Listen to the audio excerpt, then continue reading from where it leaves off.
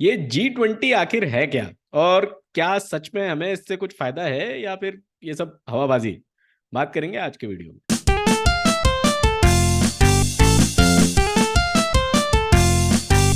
क्या आपने कभी G7 का नाम सुना है? इसे ग्रुप ऑफ सेवन भी बोलते हैं। बेसिकली ये दुनिया की लीडिंग इकोनॉमीज का एक ग्रुप है जिसमें Canada, France, Germany, Italy, Japan, UK और यूएस हैं। इनका काम बेसिकली इकोनॉमिक पॉलिसीज और इकोनॉमिक कोऑपरेशन को बढ़ाने का है। इस ग्रुप ऑफ सेवन में ये जो G7 है, इसको लगा कि हमारे ग्रुप को और बढ़ाना चाहिए और कुछ डेवलपिंग कंट्रीज को भी इसमें शामिल करना चाहिए। और फिर इसी के चलते बना G20, जिसमें काफी डेवलपिंग कंट्रीज भी इंक्लूड हुई। पूरा यूरोपियन यूनियन भी इंक्लूड हो गया। ये सब हुआ 1919 में, और G20 की पहली मीटिंग इसी साल बर्लिन में हुई थी, जर्मनी में। दरअसल उस वक्त ये मीटिंग फाइनेंस मिनिस्टर्स और कंट्रीज के रिजर्व बैंक या जो सेंट्रल बैंक होता है उसके हेड्स, ये लोग अटेंड किया करते थे। लेकिन फिर आया 2008 का ग्लोबल इकोनॉमिक क्राइसिस, और तब ये डिसाइड हुआ कि इस फोरम का इस्तेमाल सिर्फ फाइनेंस मिनिस्टर्स ही नहीं, बल्कि कंट्री के लीडर्स को भी मिलने के लिए किया जाना चाहिए। और तब से इसकी अटेंडेंस में पार्टिसिपेंट कंट्रीज के प्रेसिडेंट्स, प्राइम मिनिस्टर्स या जो भी डी फैक्टो लीडर होते हैं, वो सब भी होने लगे। तो G20 का जो मेन एजेंडा है वो आज भी इकोनॉमिक कोऑपरेशन ही है। लेकिन अब अगर सारे ग्लोबल लीडर्स एक स्टेज पर एक साथ आएंगे तो फिर और भी टॉपिक्स निकल सकते हैं जिस पर बात होगी, जैसे क्लाइमेट चेंज हुआ, ग्लोबल हेल्थ केयर, टेररिज्म वगैरह वगैरह। G20 की पार्टिसिपेंट कंट्रीज जो हैं उनके अंडर दुनिया की 80% से ज्यादा जीडीपी और 2/3 वर्ल्ड पॉपुलेशन आती है। इसलिए ये एक सिग्निफिकेंट ग्रुप तो है ही, इसमें कोई दो राय नहीं है। अब आपको पता ही होगा कि इस बार हम इसे होस्ट कर रहे हैं, और इसी के बारे में और डिटेल में अभिषेक बताएंगे। आज हम बात करने वाले G20 के बारे में। जैसे शोएब ने अपने इंट्रोडक्शन में कहा कि G20 की स्थापना 1990 में हुई थी, और हर साल उसके बाद से 2008 से जब ग्लोबल क्राइसिस आया तब से इसकी रेगुलर मीटिंग होने लगी।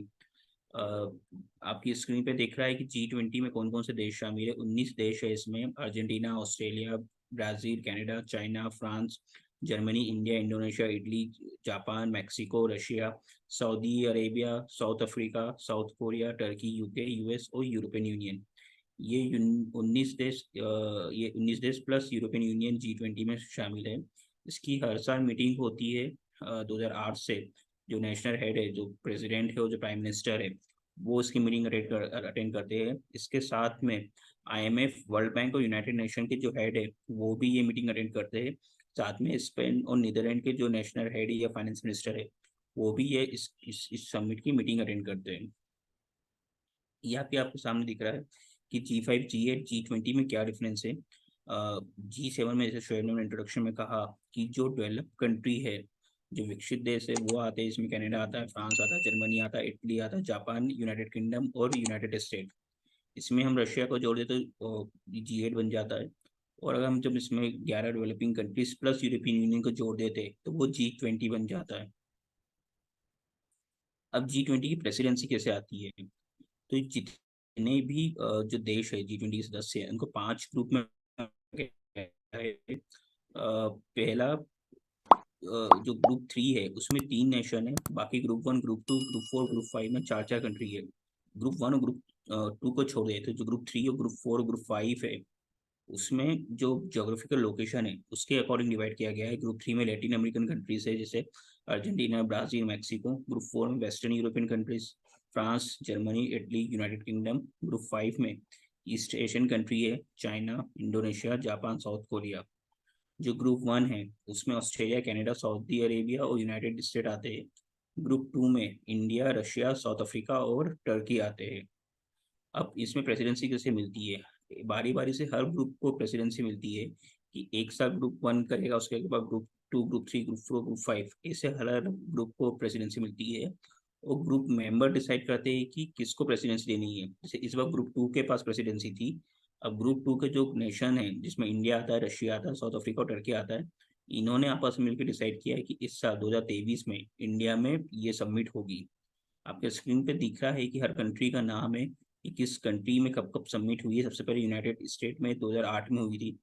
उसके बाद 2009 में 2 बार ये समिट हुई है। तो जो सेकंड बार समिट हुई थी 2009 में, उसमें यूनाइटेड स्टेट में हुई थी। उसके बाद 2010 में कनाडा में हुई थी। इसके पहले अ, इसके पहले 2022 में इंडोनेशिया में ये समिट हुई हुई है। और अगले साल जब इंडिया के बाद 2024 में ये समिट अब ब्राजील में होगी।